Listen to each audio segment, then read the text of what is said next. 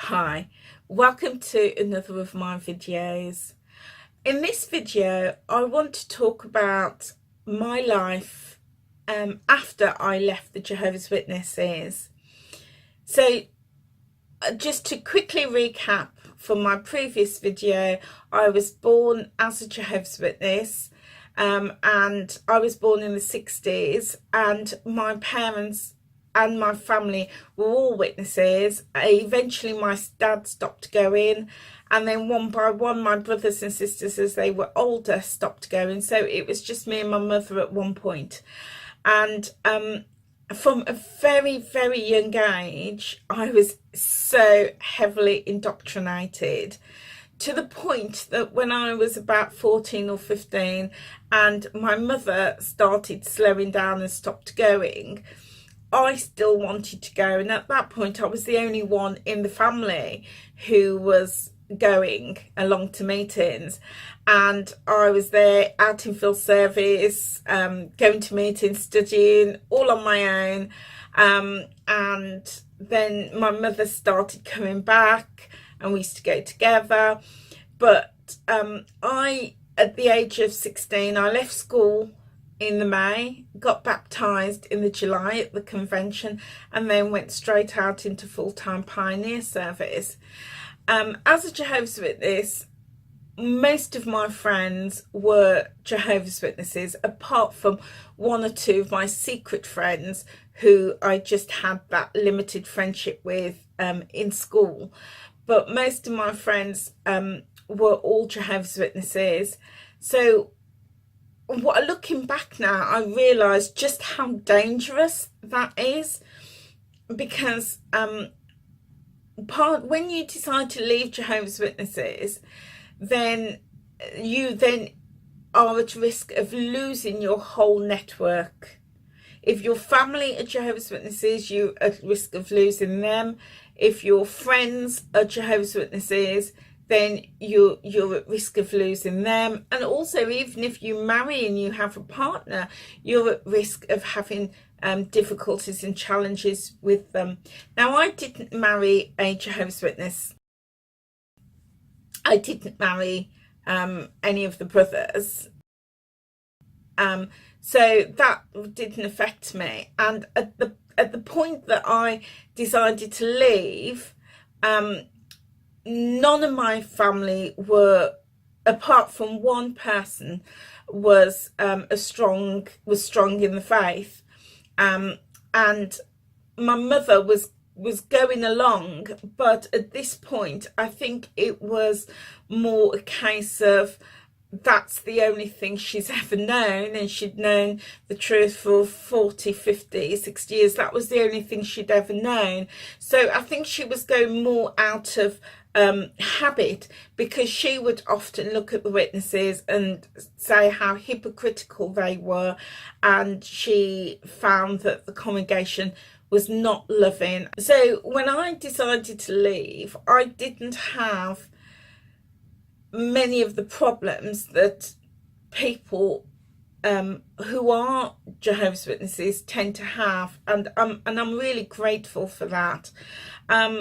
But what I did experience was that my friendship groups disappeared overnight, because I wasn't a Jehovah's Witness anymore. I wasn't going to the meetings, and I was now seen as bad association and not good for hanging out with, not even good to talking with. And I'd moved into another congregation, a different congregation to the one that I'd grown up in and was pioneering in.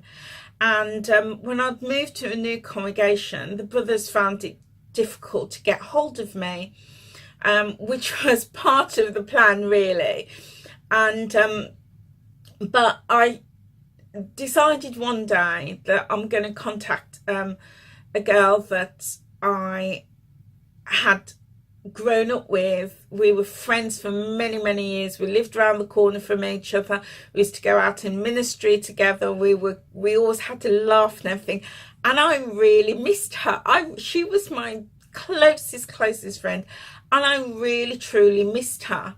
and I decided to give her a call. And when we chatted, she was so happy to hear from me, and we just chatted about all sorts of random things. Anyway, she was then making the assumption that I was still going to the meetings. And at one point in the congregation, I thought, no, I need to explain to her that I no longer go to the meetings. And she, at that point, was, she was either, I think she was on the brink of, deciding whether or not she was going to continue to go to the meetings. And that wasn't because of me, that was a life decision that she'd been making. So we agreed to sort of call the following week and have another chat. And the following week I called her and she didn't answer the phone, and I left a message and there was nothing. And then I called again and I managed to get hold of her, and what she said just really took me aback in one sense, but I wasn't completely surprised. But she said that she'd decided to talk to one of the elders, and the elders had said to her that under no circumstances should she be friends with me or have a conversation with me, because I had already made up my mind and I wasn't going to the meetings. And I suppose she decided to follow that instruction because of pressure from the elders, because she was, as I said, she was like, not sure whether, she was sort of like doubting, and they probably felt that if I was friends with her, became friends again, then because I'd stopped going, that would confirm her decision to not go. So when I got hold of her, she firmly told me that she'd had a chat with the elders, and they told her that I was now bad association, and that she's not allowed to talk to me, and she's decided that that's what she's going to do, and that I shouldn't call her again. And she put the phone down, and I was really, really upset by that, that was her view, bearing in mind, as I say, she was sort of wavering, but also it just really connected with me that now I was losing and had lost all of my friends, and that is a problem, I know, for many Jehovah's Witnesses who leave. So that I found quite difficult, but the good news is that as part of my planning to leave, I'd moved in with one of my sisters, and she had stopped being a Jehovah's Witness many, many years ago. So I had that level of support there. Another area that I came across as I was leaving the Jehovah's Witnesses was that of career. Because as a Jehovah's Witness, I was indoctrinated from an early age that the only worthwhile work was to be out in the ministry, to be a full-time pioneer, to do as much in the preaching work as you possibly can, and in order to pay your bills and survive, just take any old menial job. Anything such as having a career. I remember having magazines talking about people who have careers, and the independent woman, and this was really shunned, really looked down upon, really frowned upon. So the idea of going out, having a career, going to college or university, studying, making something of myself was just not seen as something that a good Jehovah's Witness should do. And as I said, being indoctrinated from such an early age, decided that the only thing that's worth doing is becoming a full-time pioneer. So I left school with the minimum qualifications, and I only did them because I had to, but my eyes were firmly set on being a full-time pioneer, and that's what I did. And you know, I look back now and I really regret that decision. Now, Jehovah's Witnesses today will tell you, well, nobody forces you to do anything. And whilst that's true, they don't tie you physically in chains and send you out into the ministry. What they do is they control the mind, and they have you chained mentally chained to their beliefs. And for me, the fear was, and there was a lot of fear, is that the end is coming. I don't want to be destroyed in Armageddon. I need to do my duty so as not to have blood on my hands. I need to get out there. I need to talk to as many people, to save as many people as possible. And this work is absolutely critical. It's absolutely urgent. And I have a responsibility to go out and do that. And any career after that was just of no value. So I did very menial jobs in order just to pay the bills to get by, so that I could be a full-time pioneer. And life was hard. And being a full-time pioneer, there was no compensation. You don't get paid for it. You do it voluntarily. So I was dedicating myself not only to going to meetings, 5 meetings a week, Tuesday night for 1 meeting, Thursday night for 2 meetings, and Sundays for 2 meetings. And meetings for non-Jehovah's Witnesses, it's like going to church. So not only was I doing that, and I was studying the Bible and the literature myself, I was also dedicating 90 hours as a minimum every month in going out to do the preaching work. So my life was all about the Jehovah's Witnesses. So when I left, my world was a completely different place, and I was almost I've heard people describe it as being in the fog, and it's completely like that. I was now leaving this organisation that I was captive to mentally, and captive to, and all my friends were there, and I left and I had no friends, and I had dedicated all my time to being a good Jehovah's Witness and hadn't built a career and just got the minimum of qualifications. So now I found myself in my early 20s with nothing. I had no skills to go out into the secular marketplace. All I'd done was low paid menial tasks and other menial things to get by. And I had no valuable experience that an employer would want. And that, it took me years, and I'm still, I've been out 30 years now. It's taken me years to work through that. And because everything I'd known was Jehovah's Witnesses.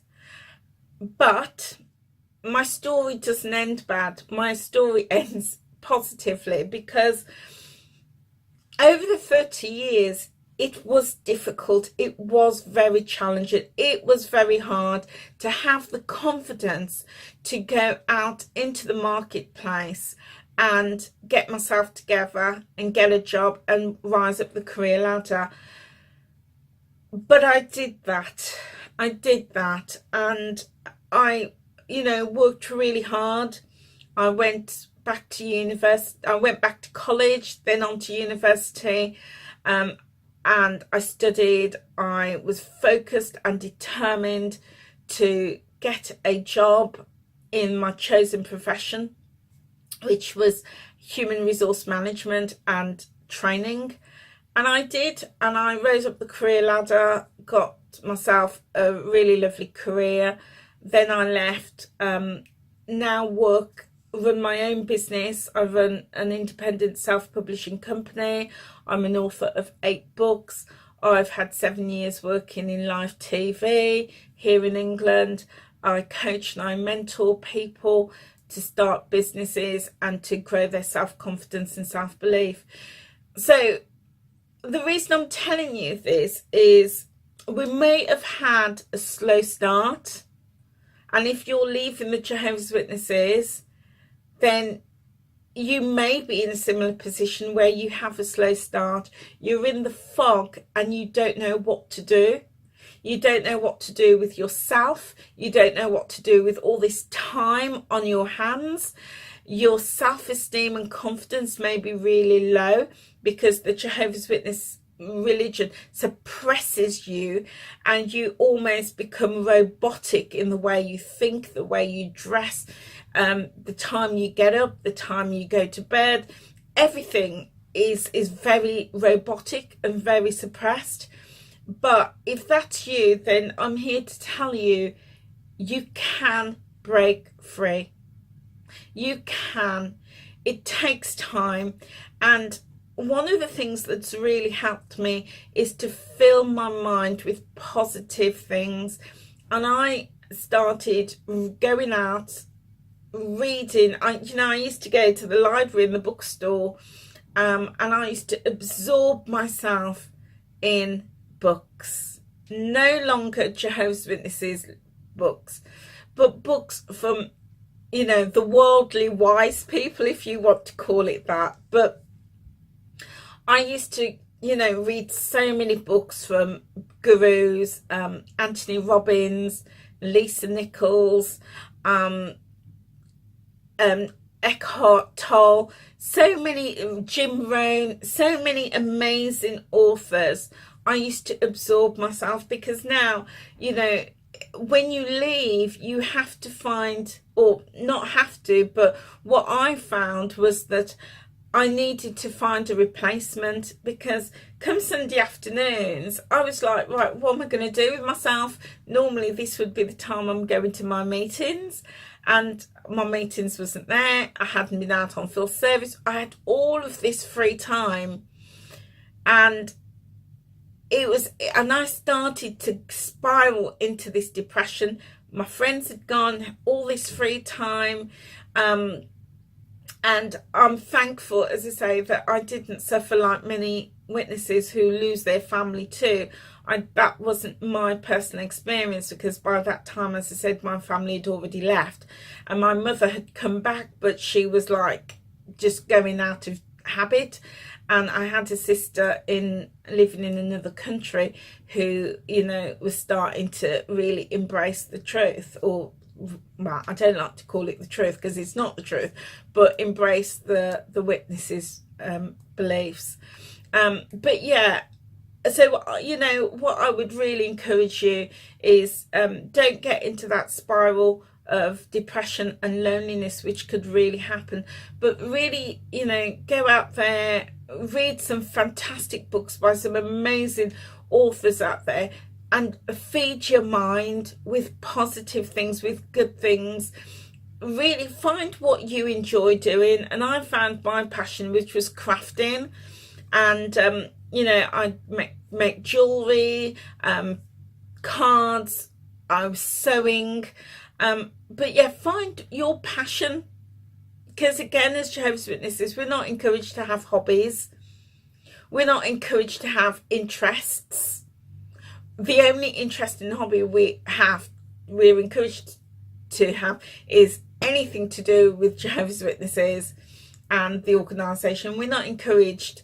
So take that time and find yourself. Some great books out there. Find some interest. Find some hobbies. Make friends. Not everybody in the world is as the Jehovah's Witnesses portray them to be. In fact, I don't know anybody personally that is as Jehovah's Witnesses described.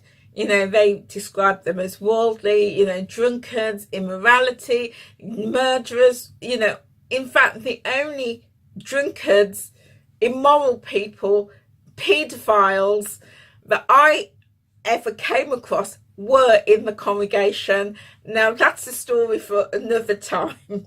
It seriously is. We had thieves in our congregation who was disfellowshipped for stealing money out of the collection boxes. So that's a story I'm going to tell you another time. We had several men, elders and ministerial servants, and I say men because that was who was in my congregation, who were drunk, who were alcoholics. One person used to turn up to the Kingdom Hall drunk, drunk,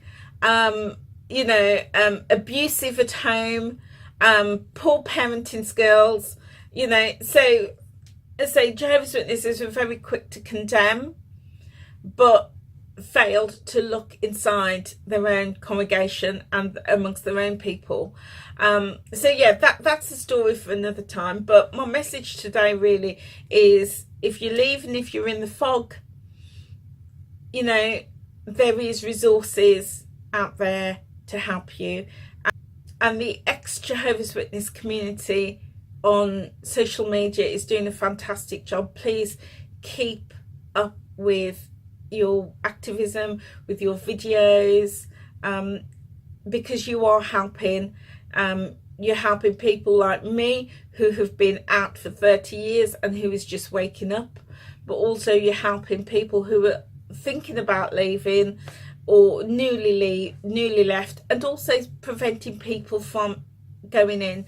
So there is support out there. So yeah, thank you for watching my video. Please like my video, please subscribe to my channel. There will be more stories and more videos coming out, and also my books, which are about encouraging, uplifting, motivating you, whether you've been in or out of the religion. I have a number of books and resources that I will be making available shortly, so do keep in touch and I'll let you know when these are available. But keep strong. You are beautiful, you are loved, and you can go on and have the most amazing life if you take control of your future and your destiny. I'll see you soon.